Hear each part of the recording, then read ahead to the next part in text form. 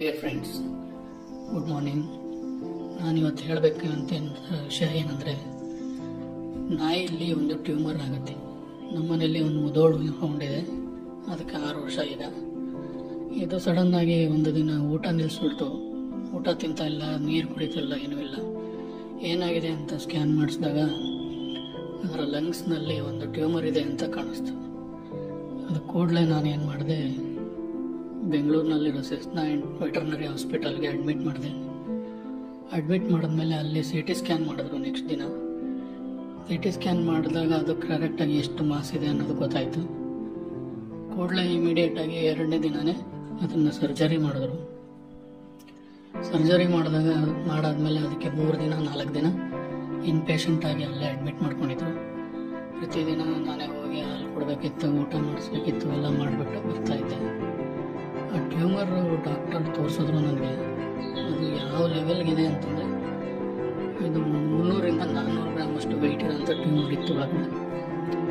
Really ಅದನ್ನು ನೋಡಿ ನನಗೆ ಆಶ್ಚರ್ಯ ಆಯಿತು. ಇಷ್ಟು ಪ್ರಾಬ್ಲಮ್ ಇಟ್ಕೊಂಡು ಪಾಪ ಅದು ಅಷ್ಟು ದಿನವೂ ಆರಾಮಾಗಿ ಆಟ ಆಡ್ತಿತ್ತಲ್ಲ ಅಂತಂದ್ಬಿಟ್ಟು ತುಂಬ ಬೇಜಾರಾಯಿತು.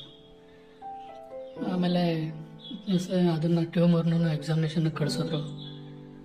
ಅದು ಸದ್ಯ ಗಾಡ್ಸೆ ಎಲ್ಲರ ಆಶೀರ್ವಾದದಿಂದ ಅದು ಕ್ಯಾನ್ಸರ್ ಅಲ್ಲ ಅಂತಂದ್ಬಿಟ್ಟು ರಿಪೋರ್ಟ್ ಬಂತು. ನೋಡಿ, ಇದು ಟ್ಯೂಮರ್. ಇದು ಟ್ಯೂಮರ್ ತೆಗೆದಿರೋಂಥ ಎಕ್ಸ್ರೇ ಇದು. ಆ ಎಕ್ಸ್ರೇಲಿ ಕ್ಲಿಯರ್ ಲಂಗ್ಸ್ ಕಾಣುತ್ತೆ, ನೋಡ್ಬೋದು. ಇದು ಅವನು ಪೋಸ್ಟ್ ಸರ್ಜರಿ ಆದಮೇಲೆ ಮೇಲೆ ಅವನಿಗೆ ಓಡಾಡೋಕ್ಕೆ ವಾಕಿಂಗ್ ಮಾಡಿಸುತ್ತಾ ಇದ್ದಂಥ ದೃಶ್ಯಗಳಿದು. ಇದನ್ನು ನೋಡಿದ್ರೆ ನಿಜವಾಗ್ಲೂ ನಮ್ಗೆ ಅವತ್ತು ಎಷ್ಟು ಇದಾಗಿತ್ತು ಅಂದರೆ, ನಾನು ಒಳ್ಳೆ ಡಿಸಿಷನ್ ತೊಗೊಂಡೆ ಅಂತ ಅಂದ್ಬಿಟ್ಟು ಅನ್ನಿಸ್ತು. ಪಾಪ ಅದಕ್ಕೂ ಒಂದು ಜೀವ ಇರುತ್ತೆ, ಅದಕ್ಕೂ ಒಂದು ಜೀವನ ಇರುತ್ತೆ. ನಾವು ಅದನ್ನು ಹಾಳು ಮಾಡಬಾರ್ದು. ಅದಕ್ಕೆ ಏನು ಸೌಕರ್ಯ ಬೇಕೋ ಅದನ್ನು ಮಾಡಿಕೊಟ್ಟೆ. ತುಂಬ ಚೆನ್ನಾಗಿದ್ದಾನೆ ನೋಡಿ. ಇದು ಅವರು ನೋಡ್ಕೊತಾ ಇದ್ದಂಥ ರೀತಿ, ಅವರೆಲ್ಲ ಎಷ್ಟು ಟ್ರೀಟ್ ಮಾಡ್ತಾರೆ ಅಂದರೆ, ಒಂದು ಚೂರೂ ಅದಕ್ಕೆ ಹಾನಿ ಮಾಡಲ್ಲ, ಕಿರುಕುಳ ಕೊಡಲ್ಲ. ತುಂಬ ಚೆನ್ನಾಗಿ ನೋಡ್ಕೋತಾರೆ ಹಾಸ್ಪಿಟಲಲ್ಲಿ. ನೋಡಿ, ಇದು ಸರ್ಜರಿ ಆದಮೇಲೆ ಮನೆಗೆ ಕರ್ಕೊಂಬಂದ್ಮೇಲೆ ತೆಗೆದಂಥ ದೃಶ್ಯಗಳು ನೋಡಿ. ಎಷ್ಟು ಚೆನ್ನಾಗಿ ಆರಾಮಾಗಿ ನೋಡ್ಕೊಂಡಿದ್ದಾನೆ. ಎದೆ ಮೇಲೆ ಪ್ಲಾಸ್ಟರ್ ಕಾಣಿಸೋದೇನೆ ಸರ್ಜರಿ ಆಗಿದ್ದು. ಇದು ಇವತ್ತು ನಮ್ಮ ಜೊತೆ ಇರೋಂಥ ರಿಕವರ್ಡ್ ಮುದೋಳು. ಈ ಥರ ಇಷ್ಟು ಚೆನ್ನಾಗೆಲ್ಲ ಆಟ ಆಡ್ಕೊಂಡಿದ್ದವನು ಇವಾಗ ನನಗೆ ಆಶ್ಚರ್ಯ ಆಗಿಬಿಟ್ಟಿದೆ. ಏನಪ್ಪ ಇದು, ನನಗೆ ಎಷ್ಟು ಕ್ಲಿಯರ್ ಆಗಿಬಿಟ್ಟಿದ್ದೀನಿ ಅಂತಂದ್ಬಿಟ್ಟು ಖುಷಿಯಾಗಿದ್ದಾನೆ ಇವಾಗ. ನೋಡಿ, ಇವತ್ತು ಹಿಂಗೆಲ್ಲ ಆಟ ಆಡಿಕೊಂಡು ಈ ಥರ ಇದ್ದಾನೆ.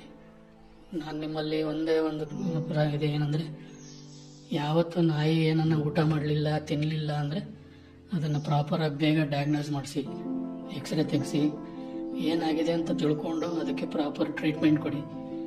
ಸುಮ್ಮನೆ ಡಾಕ್ಟರ್ ಹೇಳ್ದಂಗೆ ಮಲಗಿಸ್ಬಿಡಿ, ಅಷ್ಟೇ ಇದ್ರ ಕತೆ ಅಂತೆಲ್ಲ ಹೇಳಿದ್ರೆ ನಂಬೇಡಿ.